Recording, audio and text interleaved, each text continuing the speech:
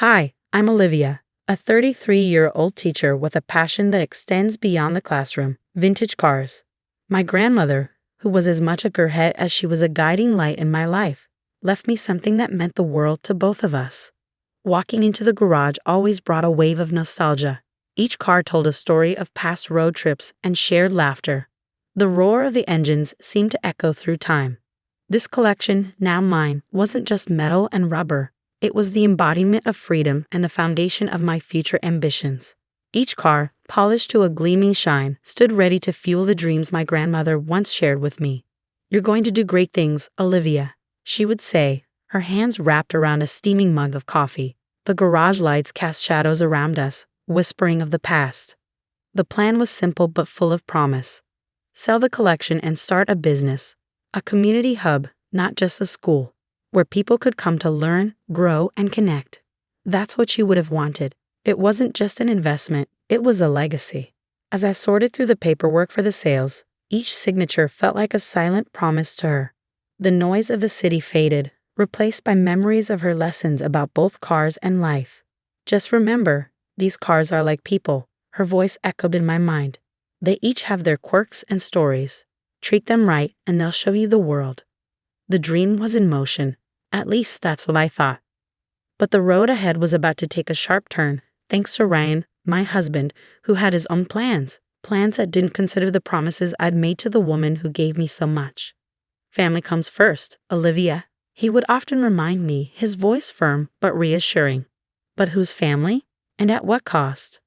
The day I walked into the garage to find it empty, it felt like the ground beneath me had vanished. The cars, my dreams, my promises, all gone in what seemed like a twisted daylight heist. As I stood there, the reality of the missing cars began to sink in.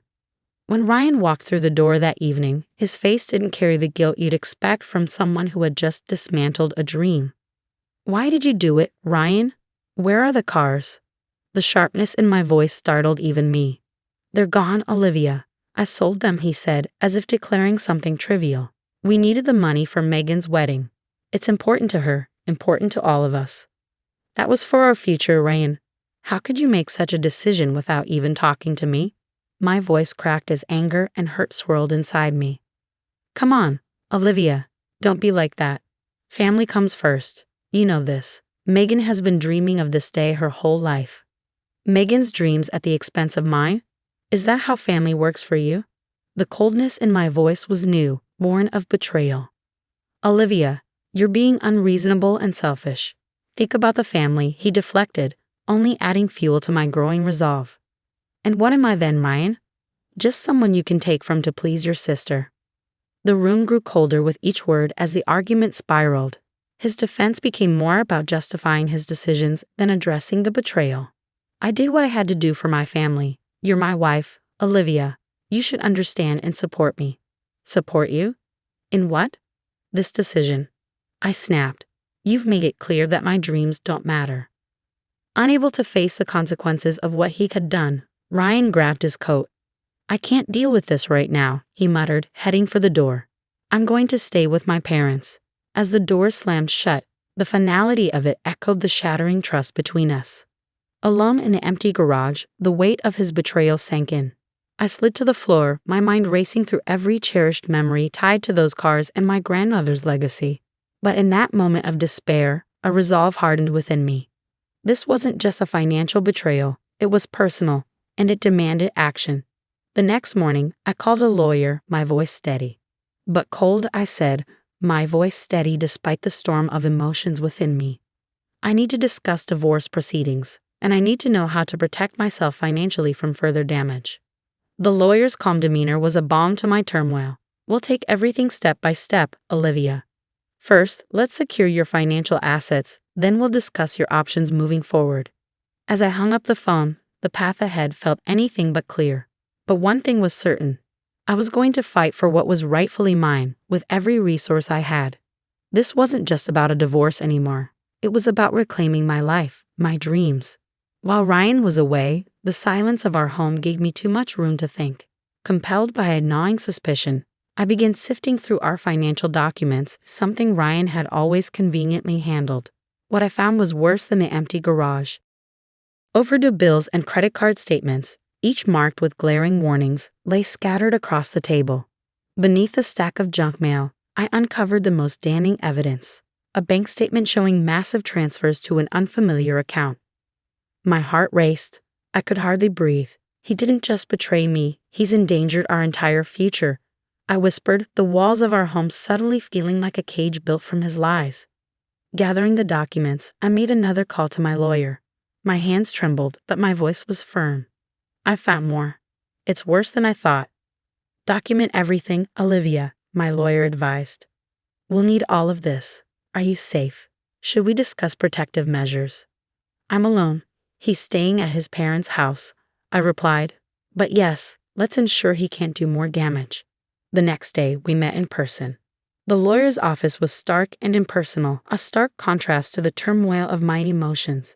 But it was a sanctuary where I could lay out the truth. We need to freeze your joint accounts and credit lines immediately, my lawyer said, tapping away on a keyboard. And I recommend we start the divorce proceedings as soon as possible.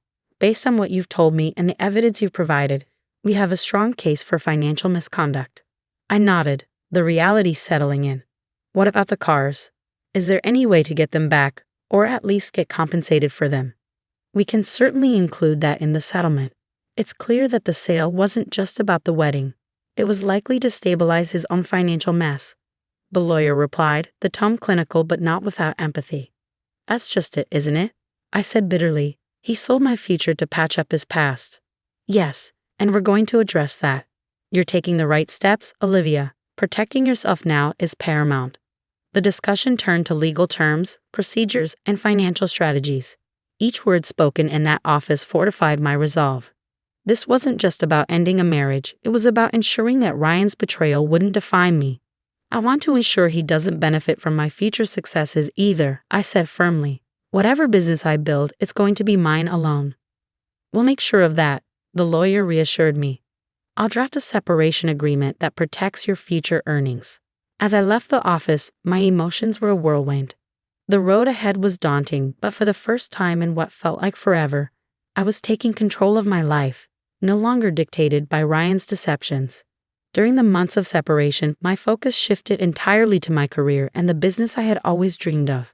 Turning pain into motivation wasn't easy, but each step forward brought me closer to the life I deserved.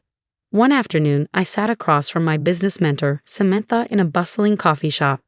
Papers covered in logos, potential locations, and marketing plans were spread out between us.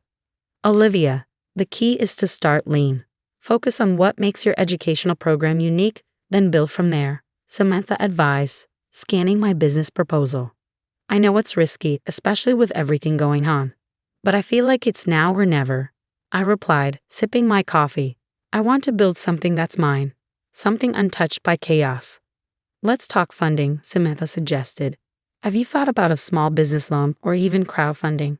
People love to support causes they can connect with, especially in education. I've saved some, and with the divorce settlement, I should be able to get enough to help, I said, feeling a mix of hesitance and hope.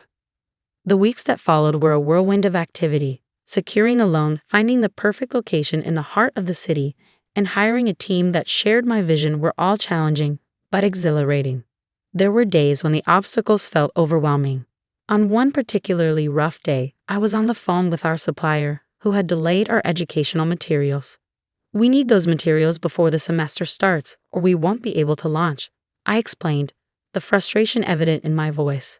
I assure you, Olivia, we're doing everything we can. I'll personally see to it that your shipment is prioritized, the supplier promised.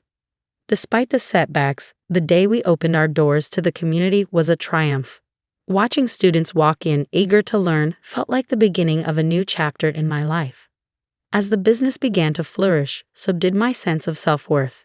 The community embraced the educational center, and word of mouth spread, filling our classes beyond expectations. Then the call came. The final divorce papers were ready to be signed. Sitting in my lawyer's office, the pen felt heavy in my hand. The decision felt light. I signed each page with a sense of finality and freedom. Congratulations, Olivia. You're officially moving on, my lawyer said, handing me the last of the paperwork. Walking out of the office, I felt a surge of relief and excitement. The business was thriving, and for the first time in a long while, so was I. I had turned the end of one chapter of my life into the beginning of another, built not on shared dreams, but on my own, forged through resilience and newfound independence. The buzz of success filled the air at the educational center, now a beacon in the community for those eager to learn and grow. But just as things seemed to settle into a rhythm of accomplishment, Ryan resurfaced with demands that threatened to disrupt the peace I had fought so hard to create. One afternoon, as I reviewed class schedules and teacher feedback, my phone rang with a number I hadn't seen in months. "Olivia, it's Ryan. I've been hearing about your success, and I think it's only fair we discuss my share." His voice came through, a blend of desperation and entitlement. "Your share?" I responded, gripping the phone tightly. "Ryan, you have no claim to this. Everything here was built after our separation, with no ties to you or our past finances. But we were still married when you started planning this, Olivia. Doesn't that count for something?" he argued, grasping at straws. "It doesn't. And you know that. My lawyer made sure of it when we finalized the divorce. Everything was separated cleanly and legally," I replied, my voice steady, reflecting the legal safeguards I had put in place to protect my business. "I need this, Olivia. Things haven't been great since the divorce." Ryan's voice cracked under the weight of his financial strain. "Maybe you should have thought about that before you sold my grandmother's cars and lied about it." "I've moved on, Ryan, and I suggest you do the same," I said, ending the call with a finality that mirrored my resolve. Later that week, I met with my lawyer to ensure all legal protections were still intact. "Olivia, the separation agreement was very clear. He has no legal ground to claim any part of your business or future earnings. Everything is locked down tight," my lawyer reassured me, handing over a copy of the document for my records. "Thank you. I just needed to hear that again, especially now," I replied, feeling the weight of the past trying to claw its way back into my present. As I walked through the bustling halls of my center, watching the lively interactions between students and staff, I reflected on the journey that had brought me here, the betrayal, the struggle, the rise. It had all led to a life built on my own terms, guided by my integrity and my dreams.